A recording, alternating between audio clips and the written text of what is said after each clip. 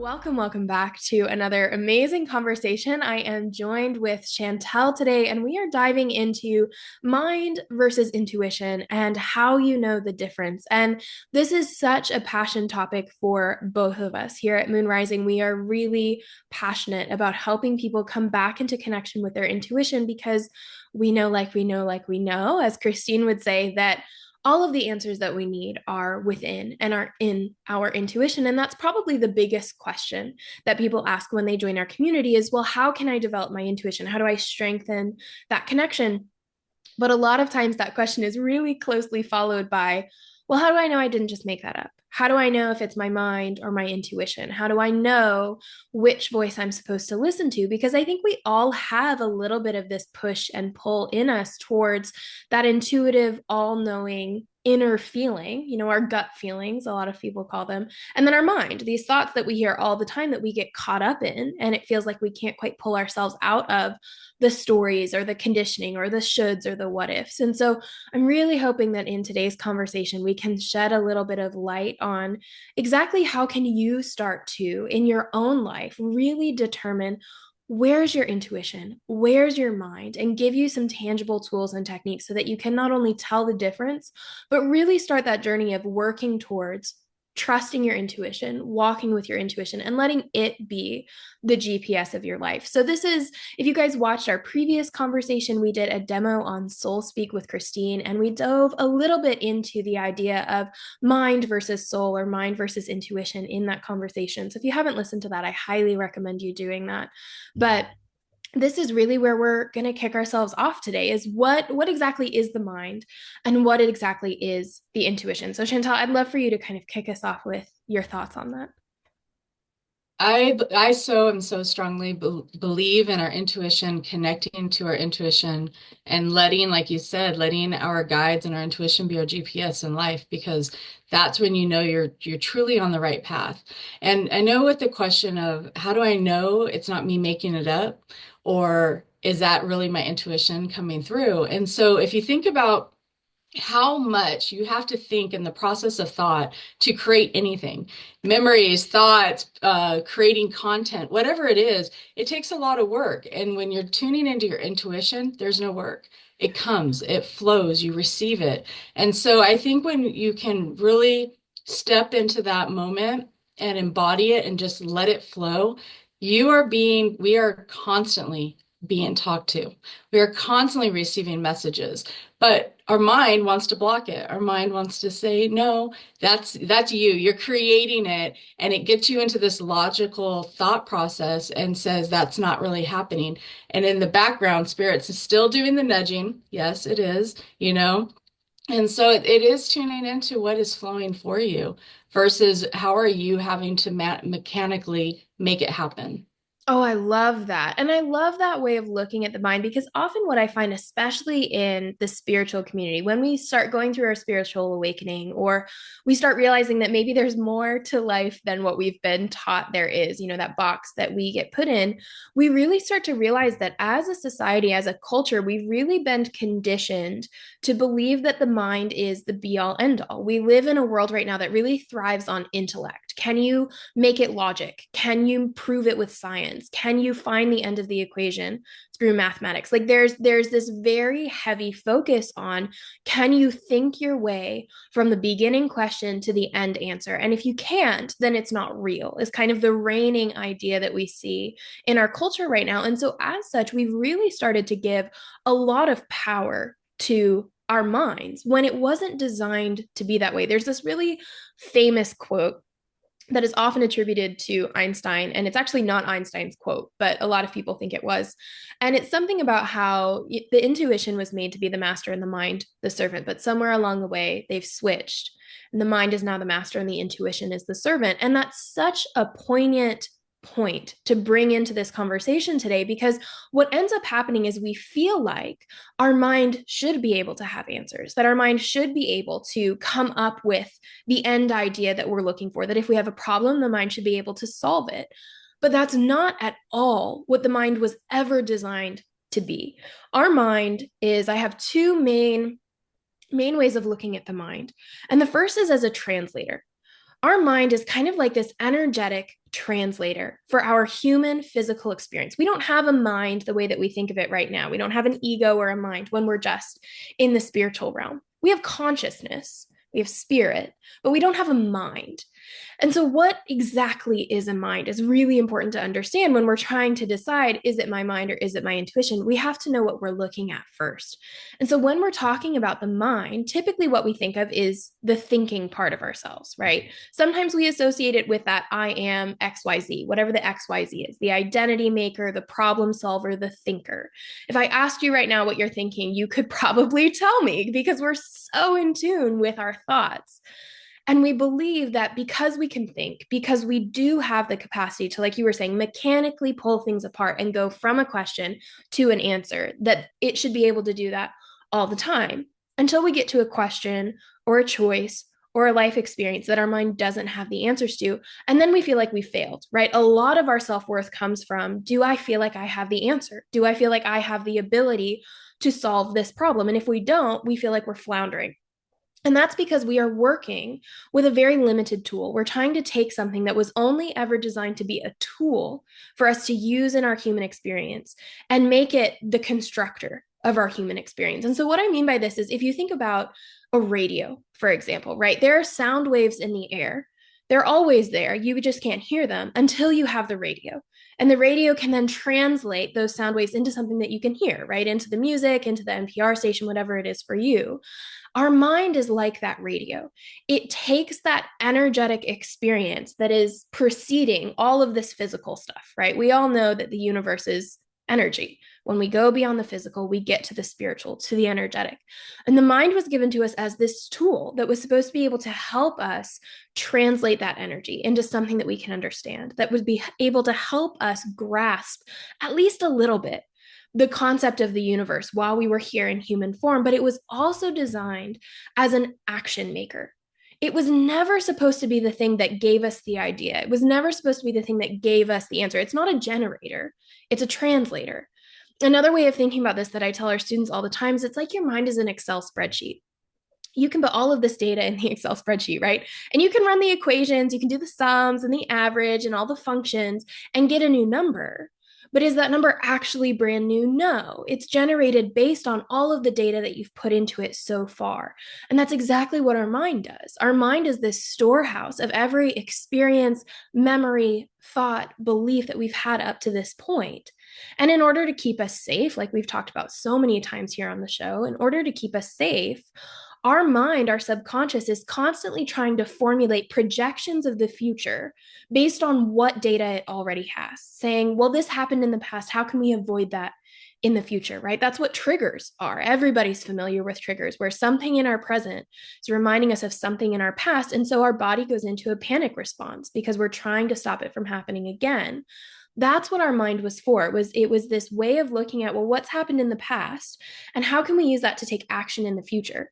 It's a fantastic tool until we start deciding that it should be the thing guiding our lives, because what's going to happen if the only voice we ever listen to is our thoughts and the only voice we ever listen to is our mind? We're only ever going to play out our old patterns over and over and over and over again, because the mind is not capable. It's not capable of producing anything new. It's capable of producing projections of the future based on the past experiences. And that's it.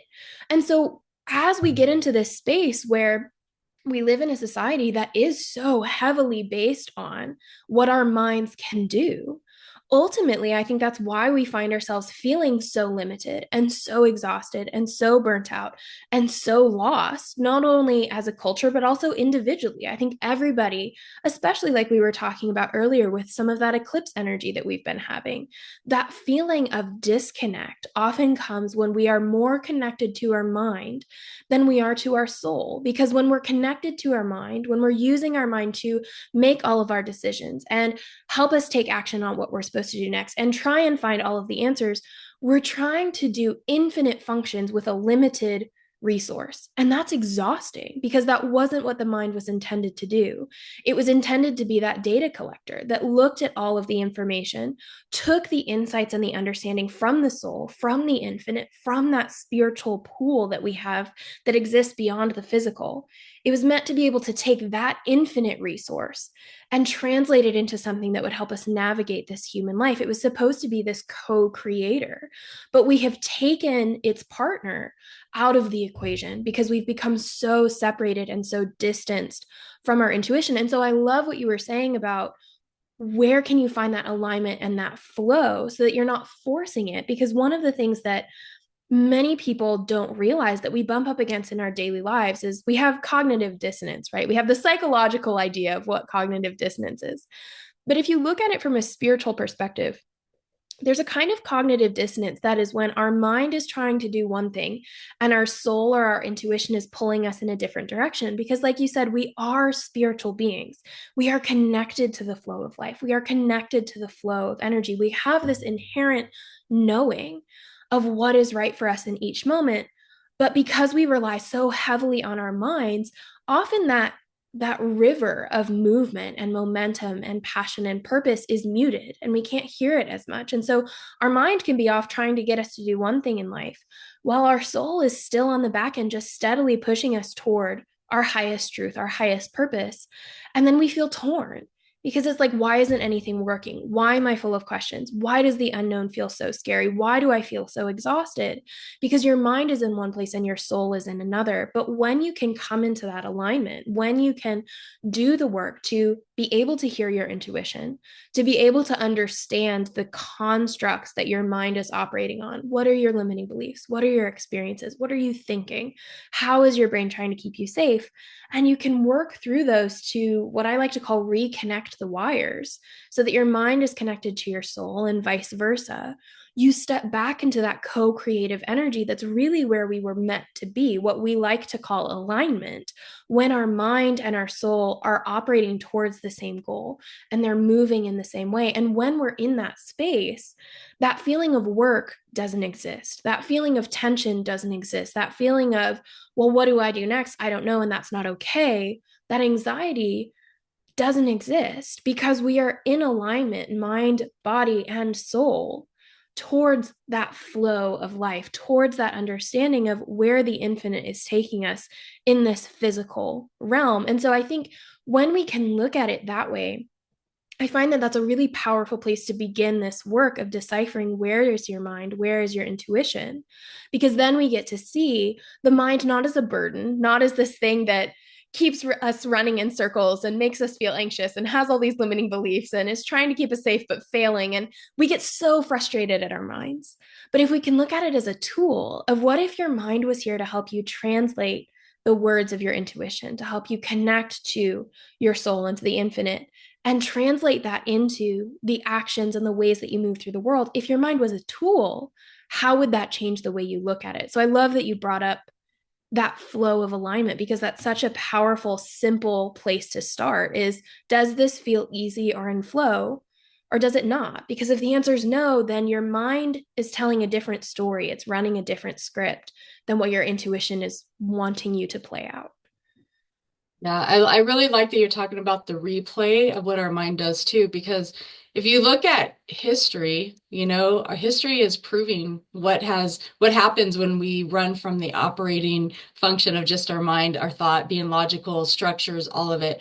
Our like literally history is absent of a lot of intuition and connecting to the feminine energy and running very masculine.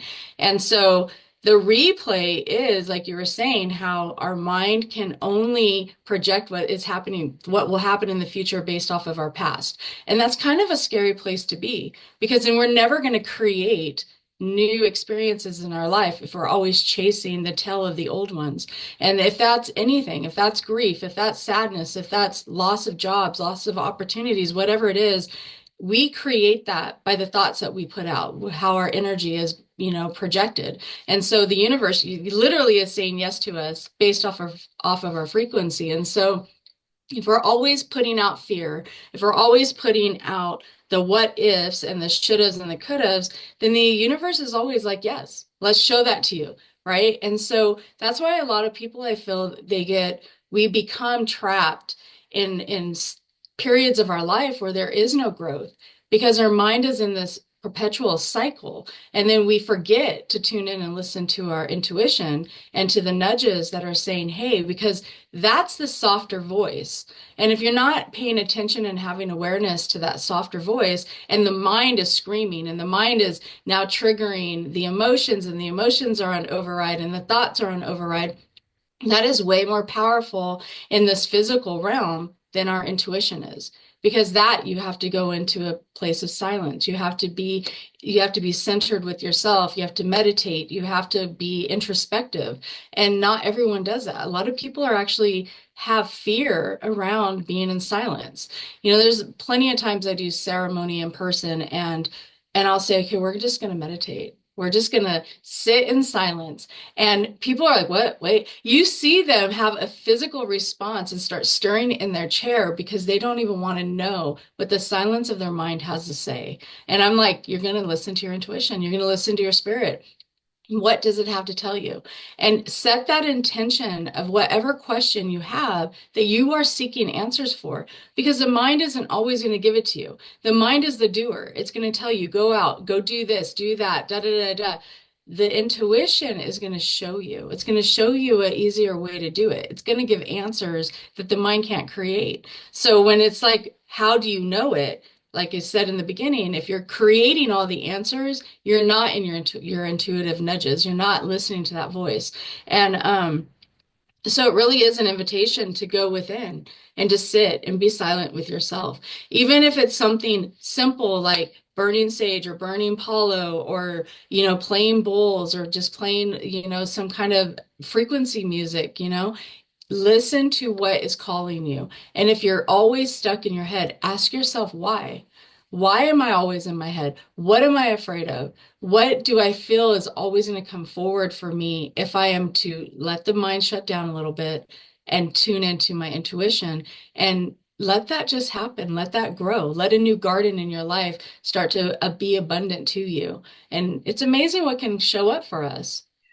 Absolutely. And I love that point that you made at the end, because I think there really is something to say for how attached we get to our minds. And Mhm. that's not a bad thing. It's not that we're doing anything wrong. It is, again, the way that we've been raised, the way that we've constructed our society for hundreds and thousands of years is to be really attached to our minds. But that means that when the time comes where we get to this point and we realize that the mind is fallible, it's limited, that living life only in tune with our mind doesn't feel right. And I think that's really where probably everyone listening to this, if this is the topic that sparked your interest, has probably had that moment where they're stuck in the hamster wheel of anxiety, or you're stuck in a limiting belief and you can't get out of it, or you've done everything quote unquote right the way you should according to how society has laid things out, and your life doesn't feel fulfilling. And you realize that when I'm just living from my mind, from this list of to do lists and shoulds and what ifs, and I'm logicking everything out and I'm doing that mechanical work of making everything happen, not only is it exhausting, but it's also not fulfilling. And this is where, from a shamanic perspective, we go back to that idea of there's this really beautiful understanding in a lot of the traditional shamanic ways of teaching that soul wasn't a given. Not that not everybody has a soul, but that not everybody connects to it in this lifetime. That our ability to witness, to connect to our soul was something that we had to search for, something that we had to work a little bit at in order to be able to connect to it. It's not just there because it's there. And this is really such a powerful idea that I think we're all coming to right now. That, again, from a shamanic perspective, in a lot of ways, our society right now, our culture, would be viewed as insane in those traditional shamanic perspectives, because we are so separated from nature. We are so separated from our soul. But what that means is not only do we have the opportunity to bridge that gap, but it means that when we're standing on the other side, when we've been raised to be connected with our mind, when we've been raised to fear anything that's not provable, when we've been raised to think that anything that we can't see or pull out of an equation or see with a microscope isn't real, the idea of stepping beyond your mind and trusting your intuition is terrifying, because it is this unseeable, unknowable force. And even if you've had gut instincts, even if Every person has had a moment where they knew I need to turn right here instead of left, or I need to go back into that coffee shop so I can talk to this person, or what, this doesn't feel right, I'm leaving. Everybody has had that moment. But it doesn't matter, because no matter what, to the mind, letting go of control is scary. Because when that's what it's done for its entire life, when that's what we've been trained to believe will keep us safe, will keep society functioning, will keep us from being viewed as crazy, will whatever it is, it's scary. The idea of letting go of control, because ultimately that's what we're asking our mind to do when we want to step into the intuition, is say, there's more than my mind here, there's more than what I'm seeing, and I'm ready to go after it. But that means that the mind has to take a step back. And if we're really attached, if we really identify with our minds, that's like asking us to let go of a little bit of identity, to let go of a little bit of control. And so if you're thinking about this idea of connecting to your intuition, but you kind of find yourself going halfway in, halfway out, like maybe you take a step towards trusting your intuition and then you back out and, oh, it didn't work, or that was too scary, or it was too hard, or you just find yourself slipping back into your mental patterns, asking yourself, what is keeping you attached to your mind? What's the story that you're telling yourself? Do you truly fully believe that your intuition knows more than your mind does? Do you truly fully believe that there is a source greater than you of information or love? And that's really, when we're talking about the difference between the mind and the intuition, that's what we get to, is the mind knows how to ask the questions, right? It knows how to do the calculations. It knows how to make those projections that we were talking about. Your intuition is the part that has the answers, because it is that piece of the divine within, whatever you want to call that, whether it's God, universe, source, spirit, all that is, Tao, whatever it is for you, that all that isness. It's that little piece of it that is in you, that essence of you that is the spiritual being having this human experience. And when we connect to that place, it has all of the answers, because it is all of the answers. It has all of the love, because it is all of the love. It has no need to rush or try or strive or be anxious or worry, because it knows in the deepest, most pure way that everything will be okay. It knows what happened before and what will happen next, because it is all that is. And so, this is one of the biggest ways that I tell people you can find the difference between your mind and your intuition, is your mind is always going to make things complicated. It's always going to feel like it's moving fast, that it has a lot to say, that it can show you exactly how you're going to get from point A to point B. If it feels like something's being proven with this thought or this story or this answer, most likely it's coming from your mind. Because again, your mind, as that Excel spreadsheet, wants to show its work. It wants to be able to say, well, this happened in the past, so here's what's going to happen in the future, and here's the actions we're going to take to avoid that. It has this beautiful storyline, which again can be really helpful. But when we're trying to tune into our intuition, that's how the mind is going to feel. It's going to feel really fast and a little bit chaotic. And oftentimes it is rooted in fear or anxiety. The choices that our mind makes, especially as adults, when we've been trained for the mind to act in that way, to take our past and project it into the future, it's going to act from fear, because it's trying to keep us safe. But that idea of keeping us safe means that we are in danger to our mind, right? But our intuition, it is that stillness. It is that knowing and that calm and that peace. It is that moment, whether it's when you're walking in nature and you feel yourself relax, or you're meditating and there's that depth inside of you that's more than what you notice in your waking life, or it's as you're falling asleep and it just kind of fills you up. It is that all that isness. And it is so simple and so succinct and so clear. And oftentimes that is why it is so hard to listen to, because it feels too simple. It feels too easy. It feels too quiet. There's often this thought when we go from trusting our mind, which has all of the stories and can prove all of the things and do all of this and ask all the questions, and it knows exactly what to say, and it has 20 words where 5 would do.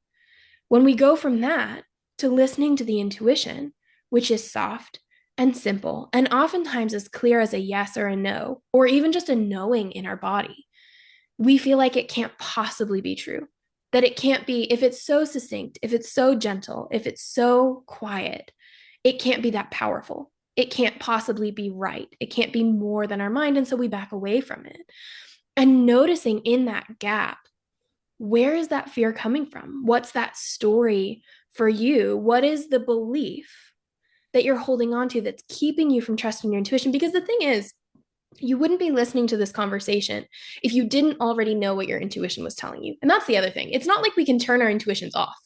We all always know exactly what our intuition is telling us to do in every moment. We just kind of live in this state of chronic denial because we've been raised to act that way, not because we've done something bad, not because we're trying to run from our soul, but just because that's how life is. But we are constantly in this state of denial. And I always tell my students when they come to me and they're like, well, I just don't know what to do. And I just feel so torn. And it's like, you wouldn't feel torn if you didn't already know. You wouldn't have that sense of tension if you didn't already know, here's what your mind is saying you should do, and here's what your intuition is saying you should do. You wouldn't feel stuck. You wouldn't feel frustrated. You wouldn't feel anxious if there wasn't part of you that was saying, there's more to this than what your mind is seeing. There's more to this situation than this choice you're about to make. And so that is it. It can almost be a comfort that the fact that we're having that tension or that frustration or that anxiety or whatever it is for you, that feeling of separation means that you inherently know there's something that you're separated from, which means you're already connected to your intuition. You've just got to find what that belief or that fear is that's keeping you from dropping down, that's keeping you from being connected, that's keeping you from getting into that alignment. Yeah, I wrote down, why do we trust chaos over easy? It's like it literally is through conditioning and life and trauma and just life, we've come to this place where we will trust in the chaos and complication versus what's easy and what's in flow. And I think because there's a stigma of if life is easy, then it's lazy or it's not active, that kind of stuff. And it's really not what that is. In a phase in my life right now where I'm actually fully embracing and embodying what it means to do self-care and to let life flow versus always going against it. I've always been in this fight or flight energy of, I'm the doer and I'm the single mom and I'm this and that. And now I'm like, I can be in the flow, and it is such a different shift, but it's amazing because even if things are coming at me, I take it in a way that's just like, okay, it's just easier for me to do. I just finished a 1 year program with natural mysticism, a class, and she says, let your fall in love with your intuition so much that your ego or your mind follows it like a puppy dog. And I was like, that's kind of cool because it's like, yeah, just be in your intuitive mind or your intuitive energy so that your mind just flows and follows it, and it wants the answers from your intuition as well. But for you, what is something that, like, for people that want to know how they can connect with their intuition and have a spiritual tool that helps them get there, what is something that you recommend? That's a great question. And I think this is where, again, this is everything that we teach at Moon Rising, because this is really the cornerstone of everything that we do, whether it's shamanic work or Reiki or just living a spiritual life. That connection to your intuition is paramount. It's vital to be able to doing this work because our mind isn't connected to the spiritual. Our mind is not spiritual in any way, shape, or form. It's not. It's a translator. It's that Excel spreadsheet. It's a tool. And so when we're playing in the spirit realm, when we're connecting with Reiki or shamanism or doing something like Soul Speak, we are playing in the spiritual, which means we are connected to our soul. And I love that you brought up that idea of sympathetic versus parasympathetic, because that is often the ultimate answer when we're asking, how do you know? How do you switch into an intuitive space of, if you're running around and you're stressed and you're caught in anxiety and you're moving really quickly and your sympathetic nervous system is activated and you're going, it is not possible to deeply tune into your intuition in that space. Can your intuition rise to meet you when you need it? Absolutely. Can spirit find ways to get you messages when you need it most? Absolutely. But if we're talking about really developing and tuning into your intuition, it does require us, like you were saying at the beginning, to be in that calm, open, meditative state. Because again, that idea of chaos, that idea of anxiety, that idea of fear is mind made. It doesn't exist in the soul. The soul doesn't know fear. It doesn't know separation. It doesn't know anxiety because it is all that is. And so, in order to meet it, in order to find our intuition, we have to find a way to calm ourselves, to be in that parasympathetic rest and digest nervous system state. And that's often step one, is just looking at where's your nervous system at?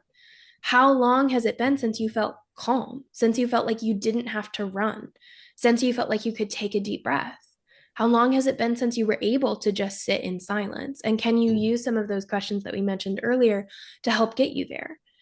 But once you're in that resting state, once you know that you can meditate or you can do Reiki or you can go on a shamanic journey or whatever it is for you, a lot of times we're left with this, well, that's great, but now what? Now where's my intuition? Now, how do I know what my intuition is, what it isn't, etc.? And we can go based on what we talked about in today's conversation of how does it feel?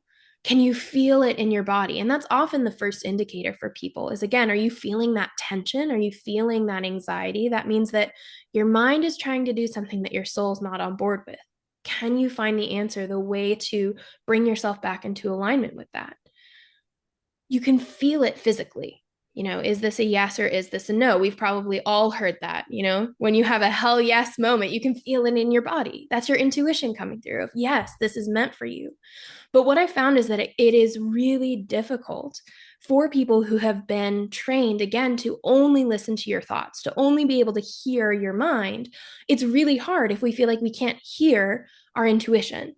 And so that's where, for me, Soul Speak really comes in, because it's this modality that I've probably worked on it with hundreds of clients at this point, and every single one of them has been able to use that to go in and not only feel their intuition, to not only have those intuitive nudges, but to actually hear clearly the voice of their intuition. And I think that's what's, to me, that's why I'm so passionate about this topic, is because it's, I love psychology and I love the mind and I love figuring out how things work.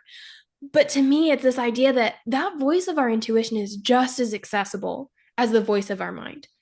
With practice, you can hear exactly what your soul is saying just as clearly as you could tell me what you're thinking right now. And I know that it's possible because I've seen it happen with students and with clients.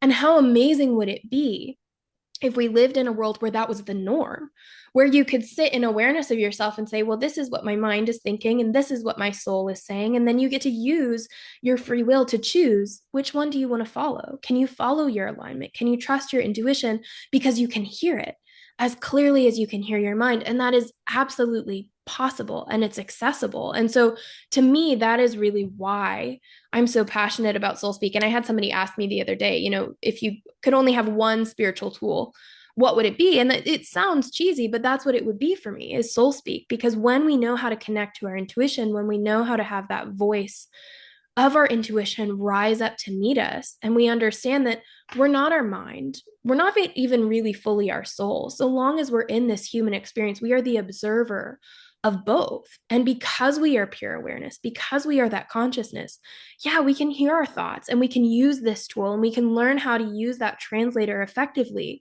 But it also means that we can hear our intuition and we can hear that wisdom bubbling up from inside of us if we have the technique and the tool to be able to do it. That's wonderful. So with Soul Speak, because I use so many other and I love Soul Speak. I've, experienced it with you and everything. And so for me though, I love tarot, I love communicating with, spirit in many different ways. What is like when you do Soul Speak, how do you bring people into it? How do you connect with that? So for me with Soul Speak, and this is where I love it, because tarot is amazing, right? Oracle decks Mhm. are amazing. I've got a few myself. Shamanic journeys are amazing. Using crystals and Reiki and all of these things are beautiful ways to connect with spirit. And what I love about Soul Speak is it's one of the only ways that I have found, aside from shamanic journeys in a way, where you're going to your own inner wisdom without a medium, without something that a tool that you're using outside of yourself to be able to decipher it. You're just going into your own pure awareness, because at the end of the day, those answers are always going to be in alignment with the greatest and highest good for you, right? Like people can come and take our classes and ask us what we think, but what we think is never going to be as in alignment for that student as what their soul has in store for them, what their pool of wisdom has available to them. And so in soul speak, it's this process of recognizing again that we are just awareness. And this process of kind of de identifying from our mind to realize that we're not our thoughts, right? We know this from meditation. We can witness our thoughts. And that which we can witness, we can't be. So we're the observer of our thoughts. But that also means that when we can do that detachment, when we can come into awareness, pure consciousness, we can sink down and deeper and into that core of our being to find our soul and not even to, just feel it, but we can feel it, we can see it, we can hear it. And these are things that happen again and again and again in soul speak sessions. And it's fascinating because we do have all of these tools, right? Everyone in the spiritual community has their favorite tools that they use, whether it's tarot or Reiki or crystals or something completely different. But this is one of the few times that you actually go into your intuition and can make those, gut feelings that we all have come up with regularity, where it's not just, well, I hope my gut comes through for me on this one. It's, I know, I know that at any point in time, if I have a problem, if I have a question, if I feel out of alignment, I know that I can go down into my soul and receive that wisdom, receive that connection, receive that love, and instantly come back into alignment because I'm not having to go outside of myself to search for the answers. I'm not having to go outside of myself to connect with spirit.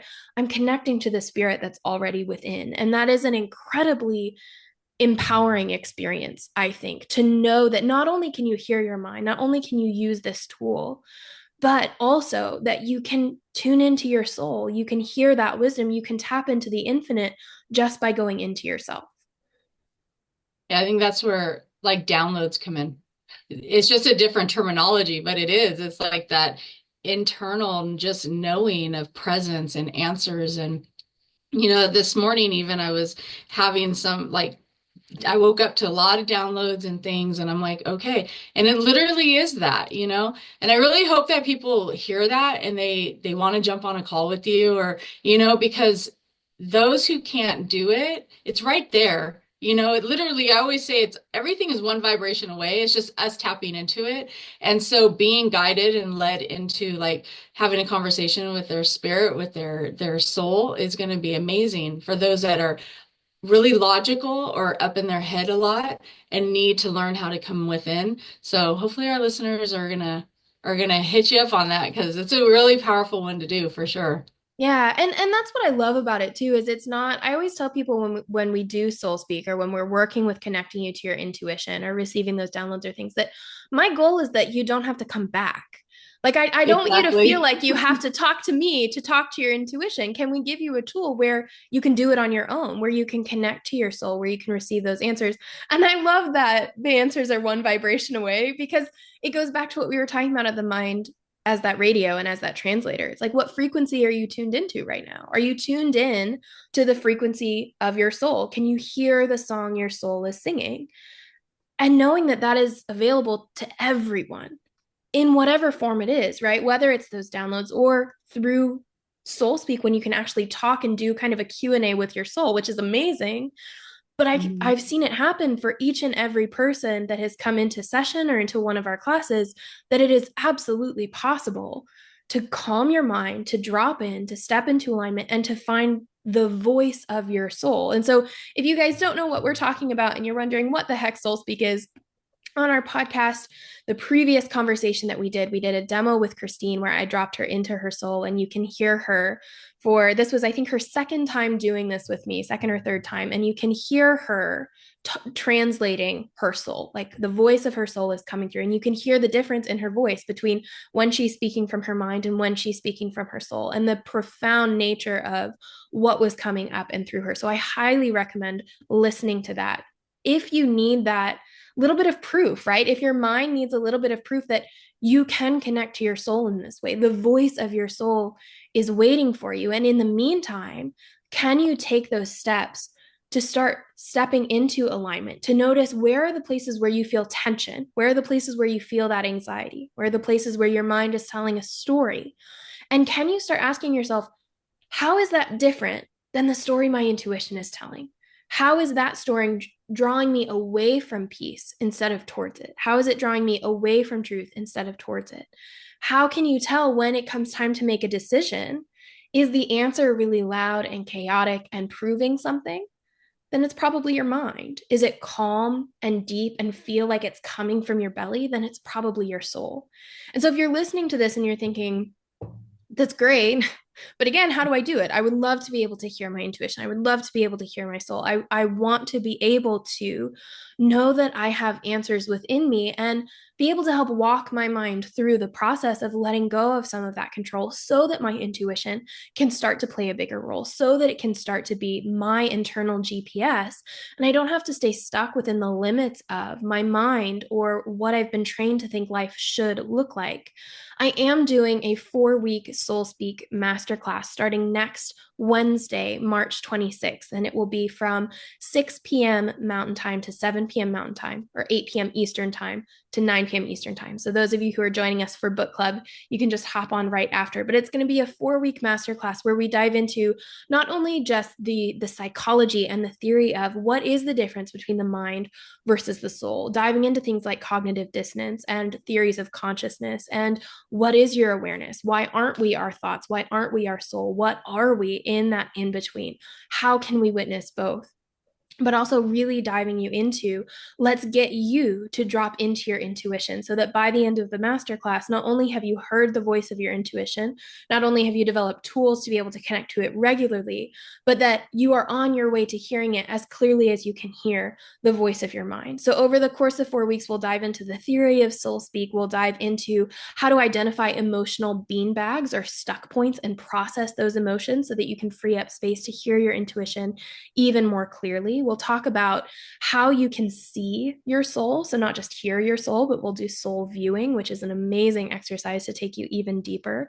We'll talk about the different ways to communicate with your soul, the best questions to ask, how to find your own connection. So, we'll do half of the classes will be teaching and learning and pulling apart the theory and the technique and how to do it. And then the other half will be experience. So, we'll be taking you one-on-one individually throughout the class into that space of soul speak so that you can hear your intuition just like Christine did on the demo. So if you are interested in hearing the voice of your soul, if you're interested in getting a deeper connection to your intuition, so it's not just it's nice when it happens but it's not consistent, but you are consistently hearing your intuition, you know that you have access to those answers within you, you have this inner GPS that you can go down and ask questions to just like you can to a friend or to a parent. This class is for you. It's going to be 4 weeks for an hour every Wednesday. And we will have information on how you can enroll for that coming out in today's Monday email. So if you haven't logged on to our newsletter yet, I highly recommend you do so. We'll also be sharing details over in our Shamanic Mystics Facebook group, so you can join us there if you're interested in enrolling. It'll be a 4-week masterclass, a little just beautiful taste of how we can dive into our intuition. And like I said earlier, my goal with this class is that by the end of it, you won't have to come back, that you will have this tool where you can hear your intuition as clearly as you can hear your mind, so that you know that you have the answers within. You know how to deal with blocks or emotions or bumps along the way when they come up. And you can start realigning to the voice of your soul so that your mind and your soul are singing the same song. And you get to witness the magic that happens in your life when that happens. And like I said, I've done this with probably hundreds of clients by now, and it's been completely transformative for each and every one of them. Because again, can you imagine a world where we could all hear our soul as clearly as we could hear our mind? And that's what I'm hoping. And that's what I know is going to happen for those who join us in the masterclass. So again, if you are interested in joining us for that, feel free to message me, join us in the Facebook group for more information. Keep an eye out on your emails. That will be starting on Wednesday, March 26th. And I hope to see you there. But until then, I hope that this episode has given you something to not only think about, but feel into, that it has awakened your intuition and given you things to start understanding. Where is that still, quiet, calm voice within you? Where are the places where your mind is pulling you away from that? And how can you start coming back into alignment? How can you start coming back into that knowing that your soul is there for you, that it's calling for you, that when you open yourself up and you let your mind release that fear and release a little bit of control, that magic is waiting for you. So we would love to hear your top takeaways over in the Facebook group or send us a message. And we thank you for joining us for this conversation. And until next time, may you awaken to the whispers of wisdom rising from within.